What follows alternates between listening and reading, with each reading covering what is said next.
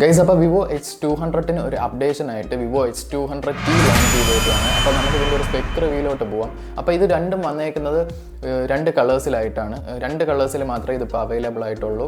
Stellar ബ്ലാക്കും seaside lilac എന്ന് പറയുന്ന രണ്ട് കളേഴ്സിലാണ് ഇത് അവൈലബിൾ ആയിട്ടുള്ളത്. പിന്നെ H200 വെച്ച് കമ്പയർ ചെയ്യുമ്പോൾ ഇതിൻ്റെ ഡിഫറൻസ് എന്താണെന്ന് വെച്ചാൽ ഇതിൻ്റെ ബാക്ക് സൈഡ് ഒന്ന് കെർവി ആയിട്ടായിരുന്നു H200 വന്നിരുന്നത്. ഇപ്പോൾ നിലവിൽ ഇത് വന്നേക്കുന്നത് ഫ്ലാറ്റ് സർഫസ് ആയിട്ടാണ് വന്നേക്കുന്നത്. നമ്മളെ ഡിസ്പ്ലേ വരുന്നത് 6.67 ഇഞ്ചിൽ അമോൾഡ് LED ഡിസ്പ്ലേ തന്നെയാണ് വരുന്നത്. 120 Hz റിഫ്രഷ് റേറ്റ് വരുന്നുണ്ട്. അതേപോലെ HDR10+ൻ്റെ സപ്പോർട്ടുണ്ട്. അത്യാവശ്യം കളറിനാണ് ഇത് കൂടുതലും കോൺസെൻട്രേറ്റ് ചെയ്തേക്കുന്നത്. നമ്മൾ വിഷ്വലൈസ് ചെയ്ത് കാണുന്ന കളേഴ്സ് കൂടുതൽ ബ്രൈറ്റർ ആക്കാനാണ് ഈ ഡിസ്പ്ലേ കൂടുതൽ ഫോക്കസ് ചെയ്തേക്കുന്നത്. പിന്നെ ആകെയുള്ള പോരായ്മ എന്ന് പറഞ്ഞാൽ ഇത് LTPO ഡിസ്പ്ലേ അല്ല എന്നുള്ളതാണ്. അപ്പം അതായിരുന്നെങ്കിൽ കുറച്ചും കൂടി ഒന്ന് ബാറ്ററി എഫിഷ്യൻ്റ് ആയതിനെ. പിന്നെ അതേപോലെ തന്നെ സ്കോട്ട് സെൻസേഷൻ കോർ ഇത് കൊടുത്തിട്ടുണ്ട്, പ്ലാറ്റ്ഫോം സർഫസ് കൊടുത്തിട്ടുണ്ട്. അതുകൊണ്ട് തന്നെ കുറേ കൂടെ ഡിസ്പ്ലേയിൽ പ്രൊട്ടക്ഷൻ കാണും. പിന്നെ അതേപോലെ ഇമേജ് ക്വാളിറ്റി എൻഹാൻസ് ചെയ്യാൻ വേണ്ടി അൾട്രാ HDR ഇമേജ് സപ്പോർട്ടും ഇതിൽ വരുന്നുണ്ട്. പിന്നെ അടുത്തതായിട്ട് ഡിസ്പ്ലേയെ കുറിച്ച് പറയാനാണെങ്കിൽ 3 കളർ ഓപ്ഷൻസ് കൊടുത്തിട്ടുണ്ട്. നമുക്കത് സെറ്റ് ചെയ്യാൻ പറ്റും. നാച്ചുറൽ, പ്രൊഫഷണൽ, ബ്രൈറ്റ് എന്ന് പറഞ്ഞ് 3 കളർ ഓപ്ഷൻ കൊടുത്തിട്ടുണ്ട്. അടുത്തതായിട്ട് സ്പീക്കർ നോക്കാനാണെങ്കിൽ ഡുവൽ സ്റ്റീരിയോ സ്പീക്കേഴ്സ് വന്നിട്ടുണ്ട്. അടുത്തതായിട്ട് ഇതിൻ്റെ പ്രൊസസ്സർ വന്നിട്ട് MediaTekൻ്റെ Dimensity 9400+ ചിപ്സെറ്റ് ആണ്. H200 വന്നിരുന്നത് വെറും 9400 ചിപ്സെറ്റ് ആണ്. അതിൽ നിന്ന് എന്ത് വ്യത്യാസം എന്ന് വെച്ചാൽ കുറച്ചുകൂടെ ലാഗ് ഫ്രീ ആയിട്ട് ഈ പ്രൊസസ്സർ കുറച്ചുകൂടെ പെർഫോമൻസ് അപ്പായിട്ടാണ് ഈ പ്രൊസസ്സർ വന്നിട്ടുള്ളത്. അതേപോലെ V2ൻ്റെ ഇമാജിങ് ചിപ്പും ഇതിനകത്ത് വന്നിട്ടുണ്ട്. അത് കുറച്ചുകൂടെ ഞാൻ നേരത്തെ പറഞ്ഞ പോലെ കളർ ഓപ്ഷൻസ് കുറച്ചുകൂടെ ഇമേജസിനൊക്കെ കുറച്ചുകൂടെ ബ്രൈറ്ററാക്കി കാണിക്കാനും ഒക്കെയാണ് ആ പ്രൊസസ്സർ ഉപയോഗിച്ചിരിക്കുന്നത്, ആ ചിപ്പ് ഇതിൽ ഉപയോഗിച്ചിരിക്കുന്നത്. അപ്പോൾ നേരത്തെ വെച്ച് കമ്പയർ ചെയ്യുമ്പോൾ കുറച്ചുകൂടെ ബെറ്റർ പെർഫോമൻസും ലാഗ് ഫ്രീ ആയിട്ട് നമുക്ക് ഉപയോഗിക്കാൻ പറ്റും. പിന്നെ ഫിംഗർ പ്രിൻറ്റ് വന്നിട്ട് അൾട്രാസോണിക് ഫിംഗർ പ്രിൻറ്റ് തന്നെയാണ് വരുന്നത് ഡിസ്പ്ലേയുടെ അടിയിലായിട്ട്. അതുകൊണ്ട് തന്നെ നമുക്ക് വാട്ടർ വെച്ചൊക്കെ ടച്ച് ചെയ്ത് കഴിഞ്ഞാൽ അതങ്ങ് ഓപ്പൺ ആയിക്കോളും, വേറെ ഇഷ്യൂസ് ഒന്നും കാണത്തില്ല. പിന്നെ USB വന്നിട്ട് Type C ആണ് വരുന്നത്, 2.0 ആണ് വരുന്നത്. അത് 3.0 കൊടുത്തിരുന്നെങ്കിൽ കുറച്ചുകൂടി ബെറ്റർ ആക്കാമായിരുന്നു. കാരണം ബിഗ് ഫയൽസൊക്കെ ട്രാൻസ്ഫർ ചെയ്യുന്ന ടൈമിൽ കുറച്ചുകൂടെ ലാഗ് ഫ്രീ ആയിട്ട് ഈ 3.0 നടന്നതിനെ. ബട്ട് കുഴപ്പമില്ല, 2.0 കൊടുത്തിട്ടുണ്ട്.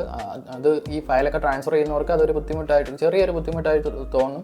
എന്നിരുന്നാലും 3.0 കൊടുത്തിരുന്നെങ്കിൽ കുറച്ചുകൂടി ഫാസ്റ്റായിട്ട് ഫയൽ ട്രാൻസ്ഫറിങ്ങിനൊക്കെ നന്നായിരുന്നു. അടുത്തതായിട്ട് ബാറ്ററിയെ കുറിച്ച് പറയാനാണെങ്കിൽ 5800 mAh ബാറ്ററിയെ H200 കൊടുത്തിരുന്നുള്ളൂ. H200Tയിലോട്ട് അപ്ഗ്രേഡ് ആയപ്പോൾ 6200 mAh ബാറ്ററി കൊടുത്തിട്ടുണ്ട്. 90 വാട്ട് ഫാസ്റ്റ് ചാർജിങ് കൊടുത്തിട്ടുണ്ട്, 40 വാട്ട് വയർലെസ് ചാർജിങ്ങും കൊടുത്തിട്ടുണ്ട്. അടുത്തതായിട്ട് ഇതിൻ്റെ സോഫ്റ്റ്വെയർ ഡിഫോൾട്ടായിട്ട് വരുന്നത് തന്നെ OS 6 അപ്ഡേറ്റിലാണ് ഡിഫോൾട്ടായിട്ട് വരുന്നത്. അതുകൊണ്ട് തന്നെ ആർക്കും വലുതായിട്ട് പേടിക്കാനില്ല. നേരത്തെ ഞാൻ വിവോ V60 ഒക്കെ റിവ്യൂ ചെയ്ത സമയത്ത് അത് FunTouchOS-ലാണ് ലോഞ്ച് ചെയ്തതും നിലവിൽ അപ്ഡേറ്റ് സ്വിച്ച് ചെയ്തത് OS 6-ലായിരുന്നു. അപ്പോൾ കുറച്ച് പേടിക്കേണ്ട കാര്യമുണ്ട്. കാരണം 3.something GB അപ്ഡേറ്റ് ആണ് ഉണ്ടായിരുന്നത്, പുതിയൊരു വേർഷനിലോട്ട് കൺവേർട്ട് ആവേണ്ടുന്നു. അപ്പോൾ ഇതിൽ ആ ഒരു പേടി വേണ്ട. OS 6-ൽ തന്നെയാണ് ഡിഫോൾട്ടായിട്ട് ഇത് ലോഞ്ച് ചെയ്തേക്കുന്നത്. OS 6 ആക്ച്വലി ഒരു അടിപൊളി അപ്ഡേറ്റ് ആണ്. കാരണം ഞാൻ നേരത്തെ റിവ്യൂ ചെയ്ത വീഡിയോസിലൊക്കെ OS 6-നെ കുറിച്ച് പറഞ്ഞിട്ടുണ്ട്.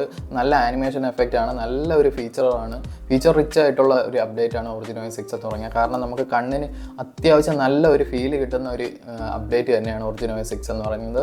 അപ്പോൾ അത് ഡിഫോൾട്ടായിട്ട് ഇതിൽ കൊടുത്തിട്ടുള്ളതെന്ന് പറഞ്ഞാൽ ഒരു നല്ല കാര്യം തന്നെയാണ്. പിന്നെ റാം വരുന്നത് 12 GB റാമിലാണ് ഈ ഫോൺ വരുന്നത്. 512 GB 256 GB-ലാണ് ഈ ഫോണ് ലോഞ്ച് ചെയ്തേക്കുന്നത്. 12 GB റാമിലല്ലാതെ വേറെ താഴ്ന്നു വരുന്ന GB റാമിൽ ഈ ഫോൺ അവൈലബിൾ അല്ല. 256-ലാണ് ലോഞ്ച് ചെയ്തേക്കുന്നത്. അതിൻ്റെ 128 ഇല്ല, 256-ഉം 512 GB മാത്രമേ അവൈലബിൾ ആയിട്ടുള്ളൂ.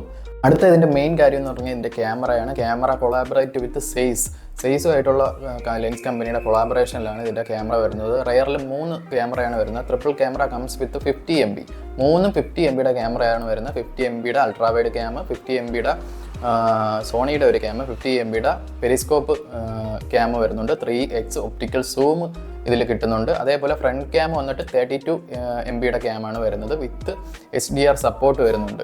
ഈ റെയർ ക്യാമിൽ റെക്കോർഡിംഗ് വരുന്നത് 4K at 60 FPS നമുക്ക് റെക്കോർഡ് ചെയ്യാൻ പറ്റും. അതേപോലെ ഫ്രണ്ട് ക്യാമിലും റെക്കോർഡ് ചെയ്യാൻ പറ്റുന്നത് 4K at 60 FPS-ലാണ്. പിന്നെ ക്യാമറയെ കുറിച്ച് പറയാനാണെങ്കിൽ മാക്രോ ഇമേജ് എന്ന് പറയുന്ന ഒരു ഫീച്ചർ ഇതിനകത്ത് വരുന്നുണ്ട്. അത് നമുക്ക് 20x സൂമിൽ മാക്രോ ഇമേജസ് ഒക്കെ നമുക്ക് ഷൂട്ട് ചെയ്യാൻ പറ്റും. അതായത് ഇപ്പോൾ ഒരു ബട്ടർഫ്ലൈയോ എന്തെങ്കിലുമൊക്കെ ഇരിക്കുകയാണെങ്കിൽ നമുക്ക് 20x സൂമിൽ അത് മാക്രോ ഇമേജ് ആയിട്ട് നമുക്ക് ഫോട്ടോ എടുക്കാൻ പറ്റും. പിന്നെ ഒരുപാട് AI ഫീച്ചേഴ്സ് ലോഡഡ് ആണ്. നമ്മൾ നേരത്തെ റിവ്യൂ ചെയ്ത മോഡലിലുള്ള S300-ലോ V60-ലോ ഒക്കെ ഉള്ള അതേ AI ഫീച്ചേഴ്സ് ഇതിനകത്ത് വന്നിട്ടുണ്ട്. AI എഡിറ്റ് ഓപ്ഷൻസ് ഉണ്ട്, മറ്റേ മാജിക് മൂവ് എന്ന് പറയുന്ന ഓപ്ഷൻസ് ഇതിനകത്ത് വന്നിട്ടുണ്ട്, ഇമേജ് എക്സ്പാൻഡർ ഉണ്ട്, അതേപോലെ AI ഫീച്ചറായിട്ടുള്ള പല എഫക്റ്റുകൾ കൊടുക്കാനുള്ള മോഡ്സ് എല്ലാം ഇതിൽ ലോഡഡ് ആയിട്ട് വന്നിട്ടുണ്ട്. അത് വേറെ പല ഫ്ലാഗ്ഷിപ്പിലും ഇല്ലാത്ത കുറേ എഫക്ട്സുകൾ ഇതിലോട്ട് ആഡായി വന്നിട്ടുണ്ട്. കുറേ ഇപ്പോൾ ക്ലിയർ സ്കൈ, സ്പ്രിങ്, ഓട്ടം അതേപോലുള്ള കുറേ ഫീച്ചേഴ്സ് ആഡഡ് ആയിട്ട് ഈ ഫോണിൻ്റെ അകത്ത് വന്നിട്ടുണ്ട്. നെക്സ്റ്റായിട്ട് 4500 mm ലിക്വിഡ് കൂളിംഗ് സിസ്റ്റം ഇതിനകത്ത് വരുന്നുണ്ട്. അതുകൊണ്ട് ഹീറ്റിംഗ് ഒരു പരിധി വരെയൊക്കെ കുറയ്ക്കാം. പിന്നെ NFC സപ്പോർട്ട് വരുന്നുണ്ട്. അപ്പോൾ ഈ ഫോണിൻ്റെ ഒഫീഷ്യൽ ലോഞ്ച് വന്നിട്ട്, അതായത് നിങ്ങൾക്ക് പർച്ചേസ് ചെയ്യാൻ പറ്റുന്നത് ഫെബ്രുവരി 3 മുതലാണ്. അപ്പോൾ ഇതിൻ്റെ പ്രീ ബുക്കിംഗ് ഒക്കെ സ്റ്റാർട്ട് ചെയ്ത് കഴിഞ്ഞു. അപ്പോൾ ഇതിൻ്റെ റേറ്റ് വന്നിട്ട് 59,999, അതായത് 60,000 റുപ്പീസിനാണ് 256 GB 12 GB റാമിൻ്റെ പ്രൈസ് വരുന്നത്. അതേപോലെ 69,999 ആണ് 512 GB 12 GB റാമിൻ്റെ പ്രൈസ് വരുന്നത്. പിന്നെ HDFCയുടെയും SBIയുടെയും ക്രെഡിറ്റ് കാർഡൊക്കെ ഉള്ളവർക്ക് ഇതൊന്നും ഡിസ്കൗണ്ടിൽ 5,000 റുപ്പീസൊക്കെ താഴ്ന്ന് ഈ ഫോൺ പർച്ചേസ് ചെയ്യാൻ പറ്റും. അപ്പോൾ ഇതേപോലുള്ള കണ്ടന്റ് ഓറിയൻറ്റഡ് വീഡിയോസിനായിട്ട് നമ്മുടെ ചാനൽ ഒന്ന് ഫോളോ ചെയ്ത് സബ്സ്ക്രൈബ് ചെയ്ത് സപ്പോർട്ട് ചെയ്യുക. Thank you so much.